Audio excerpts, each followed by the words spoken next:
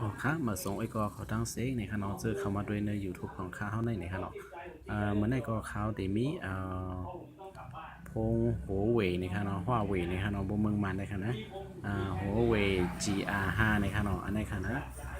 เฮาขามาไล่ภาษามันในค่ะเนาะอันนี้เป็นลูกไทยในค่ะเนาะมันก็เตรียมหมอในครับมันก็เตรียมหมอในค่ะเนาะอ๋อค่ะอันนี้ก็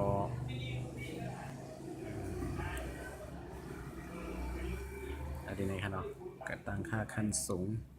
ภาษาเฮาค่าเปลี่ยนเป็นภาษาอังกฤษก่อนนะครับเนาะอันนี้ก็จะเป็นภาษาไทยปุ๊บใจก้นดียามมาเมืองไทยเนี่ยมันก็ดีเป็นนะครับเนาะมันก็ดีเป็นอยู่นะครับ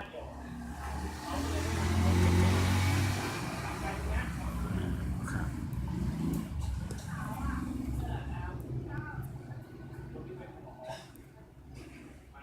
ครับอันนี้ครับเนาะอันนี้ก็จะเป็นอ่าพงหัวเว่ย GR5 นะครับตั้งแต่นะครับเดี๋ยวมีว่า about phone นะครับเนาะอันนี้ครับ อันนี้ก็จะเป็นK2 แล้วก็ Dash L22นะครับเนาะซื้อง่ายๆได้เป็นในห้อง GR5 นะครับ GR5 2016ค่ะเนาะอันนี้ก็แรมเดี๋ยวมีอยู่2จิกแล้วก็ลอมเดี๋ยวมี16จิกนะครับแล้วก็อ่า EMUI อันนี้วาชันอันนี้เดี๋ยวมีอยู่4.0นะครับเนาะมันในห้องคาก็เดี๋ยวมาลงลิกได้กันด้วยนะครับเนาะว่ามันลงจังหื้อนะครับเอาค่ะอันตั้งสุดดีก็แน่นอนนะครับเดี๋ยวเล็กกว่าดี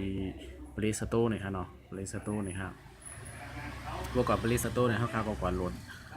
กีย์บอร์ดใต้เข้ามาจำด้วยเนี่ยครับเนาะจ่องมันปลาลิกใต้มาปลาลิกใต้มาเนี่ยครับเนาะเขาคาก็จำปอกกับว่าใต้กีย์บอร์ดเนี่ยครับเนาะครับเขาคาก็กว่าจังไหนครับเนาะกว่าหาโหลดด้วยลิกใต้เขาคาเนี่ยครับมาจำด้วยเสียอันเนี่ยครับเนาะมันจะว่าอันนี้นำใจใต้เนี่ยครับเนาะ อันนี้ก็เขาคาอ่านอำไรเนี่ยค่ะเนาะลิกมันปามาลิกใต้เนี่ยค่ะเนาะอันนี้ได้ค่ะนะเขาคาปามาลิกใต้เลยเขาคาอ่านอำไรเนี่ยค่ะจื้อเนี่ยค่ะนะเขาคาก็จำหลดกว่าไว้ก่อนเนี่ยค่ะเนาะแต่ดีปอลิกแตมลิกนั่นค่ะนะอันนี้จะเป็นคีย์บอร์ดมันเนี่ยค่ะ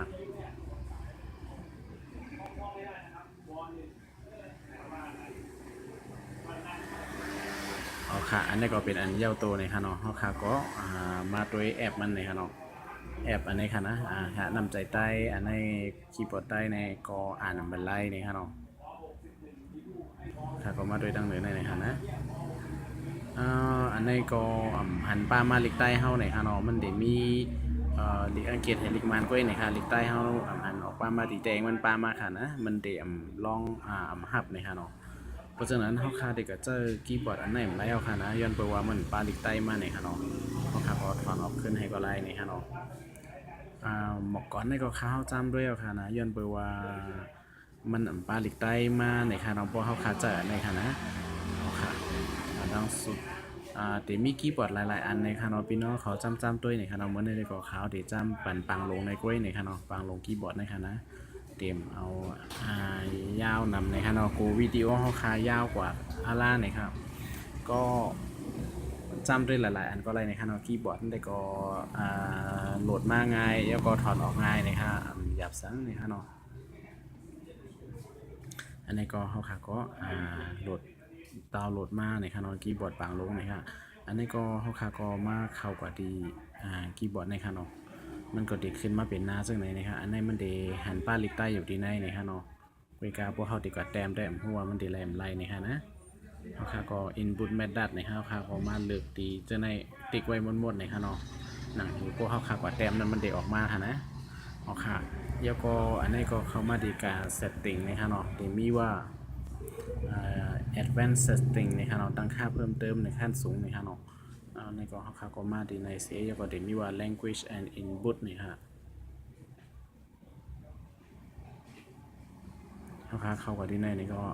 default keyboard นะครับเนาะเขาเข้ากับดีในนะครับได้เข้ากับดีในนะครับแล้วก็configure input method นะครับเนาะอันนี้ก็เข้ากับดีเลยมาเปิดบันดีปังลงนะครับนะเปิดบันให้เขียวๆเหมือนดั้งเลยในนะครับเนาะ นี่ก็เปิดจังไหนฮะอ๋อค่ะเปิดจังไหนพวกหำข้ามมาเปิดบันทีในเฮาค่ะดีกว่าว่าพวกข้าวยำเฮาค่ะดีกว่าป้อนั่นเดี๋ยวหาคีย์บอร์ดฟังลงในแอมหันในค่ะเนาะอ๋อค่ะอันนี้ก็เฮาค่ะกว่าจ้ามด้วยในค่ะเนาะ YouTube ในค่ะเนาะอ๋อค่ะอันนี้ก็ให้อัปเดตในค่ะเนาะไปอัปเดตก่อนเนาะค่ะอันนี้ก็จ้ามด้วยกล้วยนี่ค่ะมันจะที่ในข้าวเดี๋ยวหาในค่ะเนาะอะไรคีย์บอร์ดลิกใต้นั่นนี่ค่ะเขาคันลากลงมาตั้งเหนือได้นี่ค่ะเนาะลากลงมาจากไหนค่ะยกก็ดีคีย์บอร์ดในค่ะเนาะ select input method ในเข้ากว่าดีในค่ะเนาะเด็กดีในค่ะเด็กปุ๊บก็ดีให้เขาคันเลือกในเขาคันก็มาเลือกเอาปังลงในค่ะเนาะปังลงในก็เด็กขึ้นมาจากไหนนะครับก็เลื่อนซ้ายขวาจากไหนนี่ค่ะเนาะอันนี้ค่ะคีย์บอร์ดมันได้ออกค่ะนะย้อนไปว่าลิกใต้ห้องป้ามาแล้วป้ามาลิกมันในค่ะเนาะเอาค่ะก็เฮ็ดอะไรในค่ะบ่ลิกมันได้ลิกมันในป้ามาในค่ะป้ามาในตู้เครื่องกับเหนียวในค่ะเนาะที่เป็นลิกมันอยู่ในโคดในค่ะด้วยการลิกใต้เฮาในเขาเอาไปใส่มาบ้านในค่ะเนาะอันนี้ค่ะเป็นลิกมันอยู่ในโคดในค่ะลิกมันได้ก็จะในค่ะอ๋อค่ะหนังฮื้อมันบ่ได้อ่านลิกใต้เฮาค่ะไรนั่นนะครับได้เฮ็ดจังฮื้อในค่ะเนาะอันนี้ค่ะเอามาคีย์บอร์ดก็โหลดมาแล้วนะคะเฮาค่ะก็เข้าที่ Play Store เหมือนเก่านะคะเนาะทีไหนก็เฮาค่ะก็มาพิมพ์หาป้อหาว่าอันนี้ค่ะเนาะ Huawei Manager นี่ค่ะเนาะ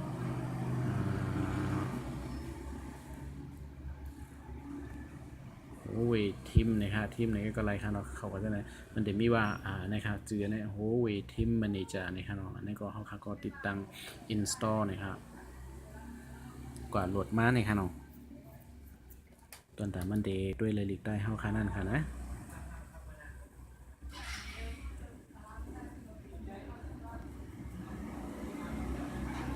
เขาค่ะก็ไปอีกหนึ่งนะครับเนาะโปร Wi-Fi แฮงก็ตีไว้นะครับเอาค่ะอันนี้ก็เขาค่ะโหลดแอปมันมาติดตั้ง install ยาวตัวลิงงามนี่ก็เปิด Open นะครับเนาะเอาค่ะอันนี้ก็แอปมันติดเปิดมานะครับเนาะอันนี้ก็ขึ้นมาจากไหนค่ะหน้าต่างจากไหนในเขาค่ะก็มาด้วยดีว่าฟอนต์นะคะตั้งเลยนะครับเดี๋ยวมีว่าฟอนต์นะคะเนาะเขาค่ะก็เข้ากับดีว่าฟอนต์นะคะนะดีในมันเดี๋ยวมีฟอนต์ตั้งหมดนะคะเนาะเขาค่ะก็เข้ากับดีlocalize font นะครับดีตั้งเจ๋งตั้งในค่ะเนาะ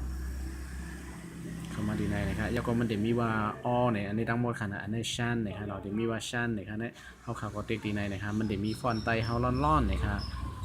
คลายฟอนต์อันแล้วเกี่ยวกับสไตล์มิวคือในก็เลือกเอาในค่ะเนาะดีในก็ค้าเฮาได้เดี๋ยวเลือกอันเลยดีค่ะเนาะเอาคำจริงนะครับมนอินค่ะเนาะก็เอาในค่ะอันนี้ปึ๊บเขาค่ะก็ว่าเขามาจากไหนนะครับเขาก็ติ๊กตั้งเติร์นนะครับเรา get this font นะครับอันนี้ค่ะนะเอาค่ะปึ๊บเขาค่ะก็ allow นะครับอันนี้ตึกโหลดอยู่ค่ะเนาะ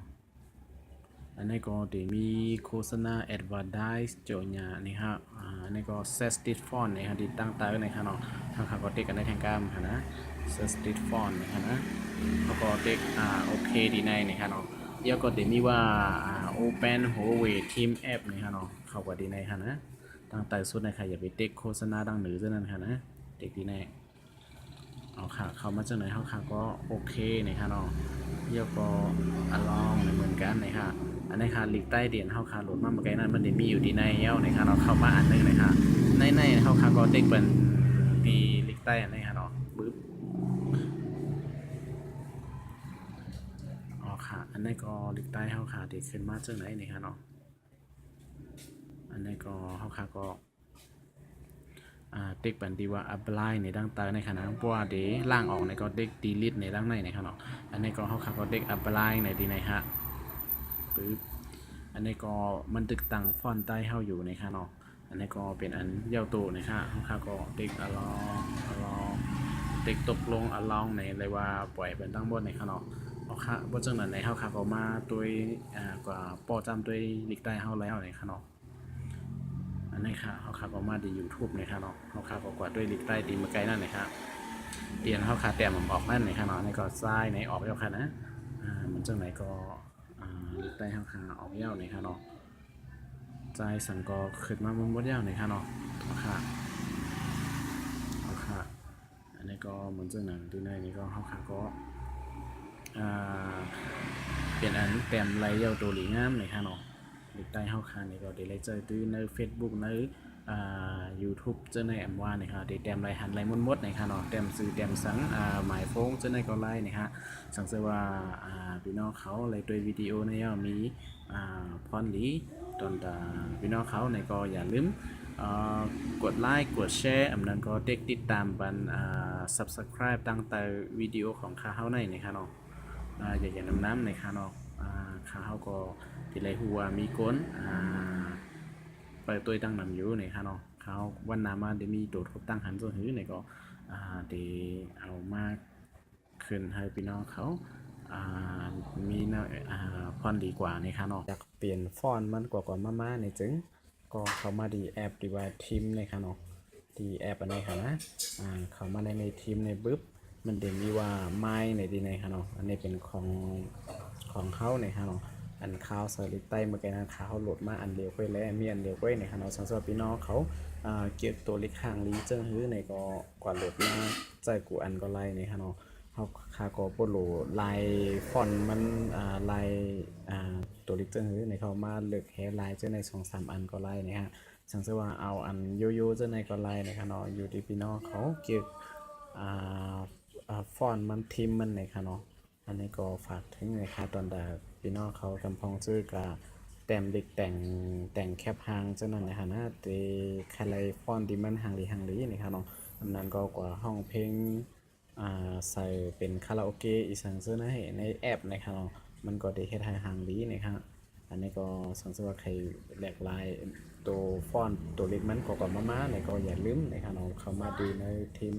เหมือนส่งกูก็กูโก้นนะครับเนาะเหมือนส่งค่ะ